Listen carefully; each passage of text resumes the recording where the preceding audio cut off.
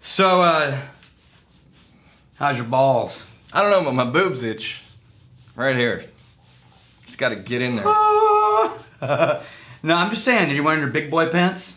Because I'm about to pour you some big boy whiskey. See, shorts aren't really the most masculine thing. No. Right. That's why I don't wear them. Right there. Yeah, but those are some nice calf action. No, you got I have going a there. picture. Very shapely. I have the one and only picture of Daniel in shorts. Ah, you do. You really do. Ooh, that could end up in the comments. Yeah. Okay. All right. You know what? You're burning bridges here, and I'm about to pour you something really special. Let's be honest, you're gonna do it anyways. Yeah, that's true. Yeah. All right, here we go.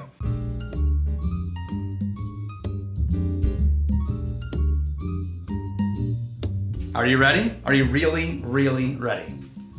No? No. Okay. It's time. By request. There's a tube.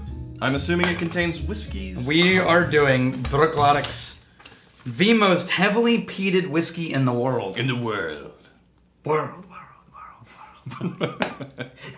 Charlie Haig asked if we could review Octomore. Sure. Now, Charlie, this is a big request. Let me ask you this. They range from $200 to $500. This is very important. Yeah. What has Charlie Haig done to you or for you that has caused you to give him so much love in the last few videos? Well, because he comments more than everybody else. Does he? Well, he comments with things I can actually answer. Okay. As opposed to things like, well done on the 100th video, guys. So like, you can't reply to that. In Thanks. our upcoming YouTube channel for our distillery, which is going to help out the sommeliers because they get to do like production stuff. Yes. I'm going to be in charge of the comments. Yeah. I can be bribed. So Charlie, just having good questions, That's no right. longer cut it. I'm in no charge of longer- this channel. He's in charge of the next channel. That no longer cuts Are it. you ready to drink some Right here. $400? Actually, I don't know how much this one is, but $5 between $200 to million. $500 bottles. Right. This is already. Woo! Looks like a. I must have been enjoying this one. Right. There's not much left. There's enough for me. What are you gonna drink? All right, this is 5 years old. This is edition 6.3 if you're doing the math. Yep. This is 258 parts per million. All right. Cork's tight, so it hasn't evaporated. You actually drank that. Oh yeah. Are you ready? Yes. So Octomore. Now I'll tell you what I think it tastes like before you try it. And explain to me, beyond the price, why you are so excited about this whiskey. I'm excited about this whiskey because one, Well, pour it while you would think, well, one, you would think, no, I want to prep you before the smell. You would think that a whiskey this heavily peated would just obliterate you and have no subtlety and nuance. So not true. It does if you don't like peat. You're screwed if you don't like peat. Making room for the peat. Okay. But if you like peat and if you like Islay, this is, my God, it's complex. It's got all these flavors buried and floating around, and it just gets more and more interesting the more you drink it. And it smells and tastes a bit like, go down to Texas Barbecue Salt Lick, cut off the burnt, charred ends of brisket, roll them in brown sugar. Okay.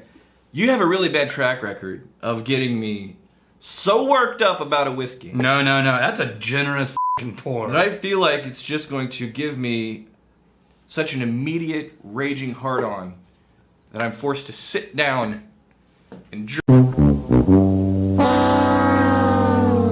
Now that you're done with that, this is the shit. Oh, I'm getting the bug. Here, I had Salt Lick yesterday. It's a legendary barbecue joint here in Texas. It's less than a mile down the road. And, yeah, absolutely, I'm getting that. Is it mesquite smoke I'm smelling here? Sure. No, this is peat, but it's so heavy. You would swear that your face was down inside of it. Oh, here, set that aside. Because I'm going to do something that somebody recommended. You're forcing me to steal this. Even I have sympathy. No. Watch this. What he said is take just this, Right. just enough whiskey that it goes away once you've coated the glass. Right. And then all the smells just explode out of the glass. Right?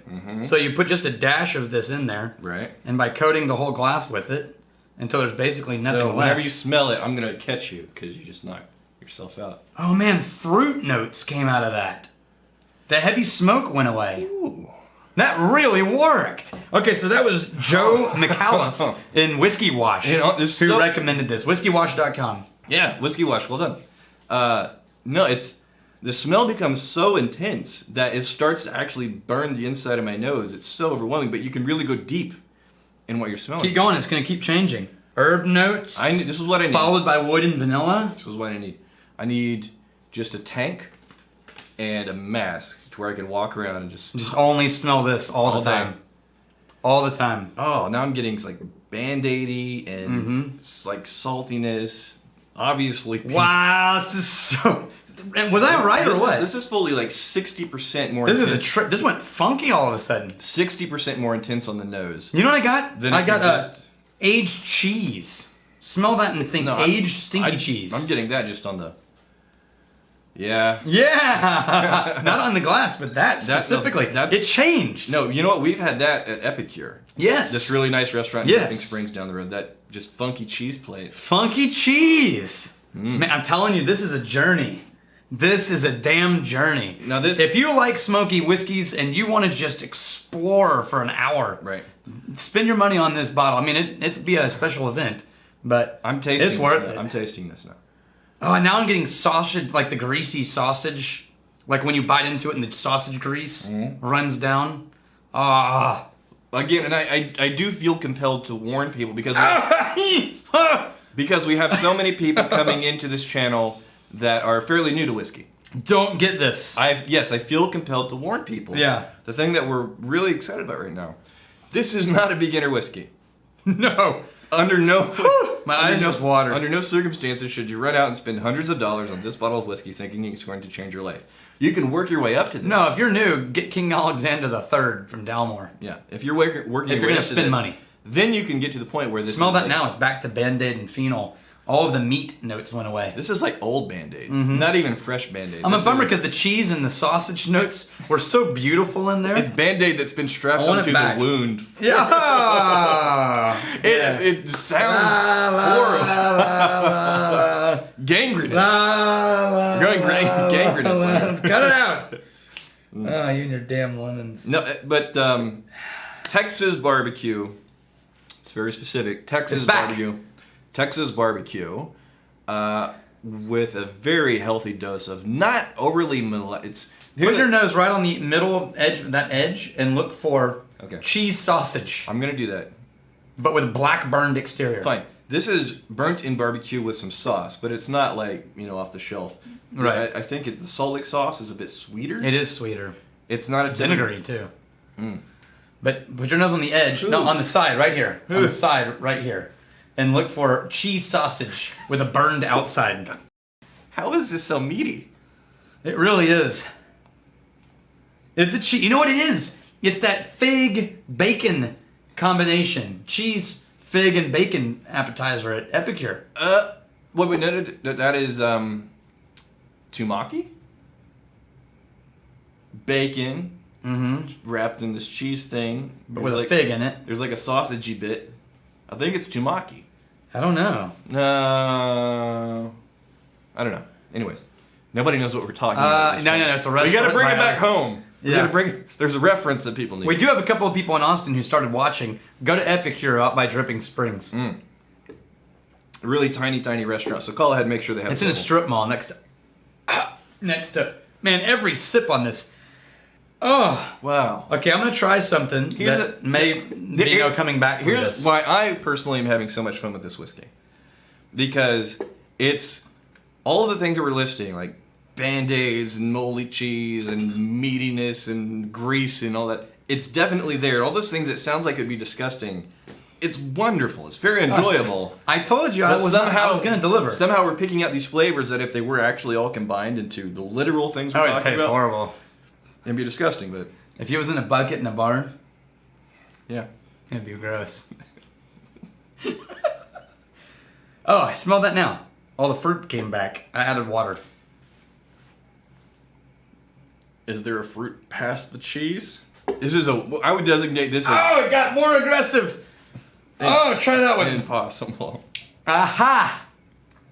Man, this whiskey bitey. Is kicking my ass. Bitey. And I love this one, but for some reason today, and that's the thing I've learned about whiskey, depending on the day and what you've had before, right, something will be really wonderful and friendly, and then the next day you'll try it and you'll be like, holy shit, Right. What was I thinking? Here's the thing. Which is why I find it, as the mooch, Oh, speaking from a place of moochiness, hilarious that people will argue about whiskeys. Like, really get when they keep serious changing into it. Yeah, and one day to another, depending on what you had recently, it's going to be a pretty different experience. this is kicking in indigestion for me. Right. And I've got to go to the city of Dripping Springs after this and try to get some permits put in. Fine. And I'm going to be like, hey, guys. I got your back, bro. Hey, no. I'm helping. No.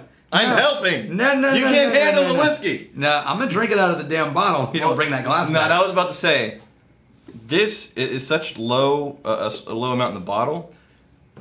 This We can't can't be. finish that. That can't be. Dude. I can finish that. That will turn you into a child. I'm already a child. That's true, I'm in a actually. perpetual state of Do we have immaturity. any comments left? Well, hold on. Trinity Zaka. So if you're gonna have, Oh, Trinity. yeah. He's back. So we're talking about the distillery that we got approval for, and whenever we have sommelier programs for level 4 and 5, they're gonna be able to work in the distillery while the event is going on. Right. Daniel's currently a level 3. Yeah. By then I'll be a level 4. Yeah, we'll see if you pass. Yeah.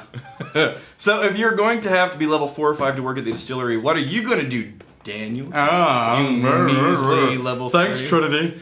Just messing, but good luck on your endeavors. It'd be interesting to see what you come up with. Yeah. Oh, we just saw the first mock-up of a label design. Ridiculously So cool. Yes, I'm very All right. excited about it. We're going to have to stop talking about our own distillery. No, it's for the sommeliers.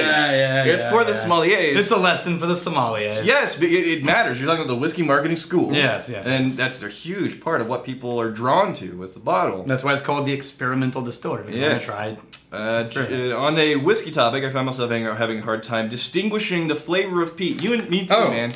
I'm right there with you. And wood versus wood. I keep imagining it being somewhere between getting smoke from a fire and like the charred bits on food, which I assume is not close at all. No, that's actually very close. But you actually named two different things. So, let me put it this way. And your mileage may vary. This actually may be hurtful to you understanding it because everyone's taste history is different. But here's how I do it. Because you got to start somewhere. You know how pain can either be sharp or dull? Right? Bruised, dull, cut, sharp. Okay. So that gives you a context for sharp and dull things in something that's not actually sharp or dull. It's a sensory experience. Okay. If I smell and taste something and it's rich and aggressive and the edges of it are pointy, I figure I am encountering smoke. Okay. And if I experience this rich, aggressive heaviness and the edges are dull, I figure I'm experiencing the wood. Now, this falls apart with bourbon. This does not apply to bourbon because the new charred starts to mimic some of the same flavor profiles as smoked whiskeys. So, but this works really well in Scotch. Before we move on, I want to ask you smokiness versus peatiness, because I know that peat is smoked. Yeah. Right? Are those two things synonymous with Now, each peat other? is burned, resulting in peat smoke. Okay. They're not they're synonymous in Scotland. Okay. They're not synonymous in American whiskeys because Americans are using things like mesquite. So in wood. Scotch, if it's we're talking, always you can say peatiness, smokiness, it's basically one of Same those. thing. All right. Yeah. Now, maybe someday someone in Scotland will smoke a whiskey with something other than peat. Maybe it's been done and I just don't know about it. Maybe someone needs to find that out and then send me a bottle of whiskey. I think this may be one of the longest episodes ever. It's only, well, it is 14 minutes. Oh, no, we beat that. Come on. All right. Let's go. It's a marathon. We got this. Call it. 30 more minutes. We're going to polish off this barrel. this bottle. There's a barrel? Yeah. We have a barrel of Octomore. I'm home. Yeah, we would never have to work again. We could retire off of that. All right, till tomorrow, may your crazy stay this side illegal. May you return before we have time to miss you. Cheers.